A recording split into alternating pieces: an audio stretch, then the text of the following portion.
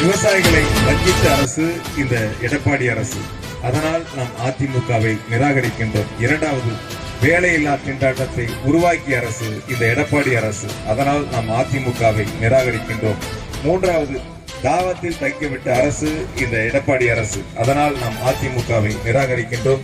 நான்காவது, சட்டம் ஒழுங்கை சந்தி சிரிக்க வைத்த அரசு இந்த எடப்பாடி அரசு. அதனால் நாம் அதிமுகவை நிராகரிக்கின்றோம். 5, கஜானாவை சுரண்டி காலி செய்த அரசு எடப்பாடி அரசு.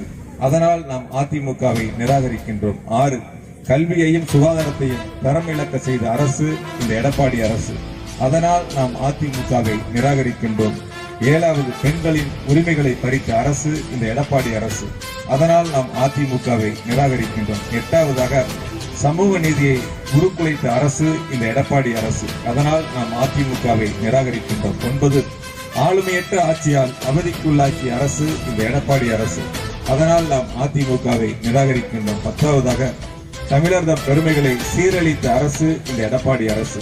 அதனால் நாம் அதிமுகவை நிராகரிக்கின்றோம். இந்த 10 தீர்மானங்களை இந்த சபையிலே வைத்து நிறைவேற்றி நாம் கையெழுத்திட்டு அதிமுகவை நிராகரிக்கின்றோம் என்ற தீர்மானத்தை நிறைவேற்ற இருக்கின்றோம்.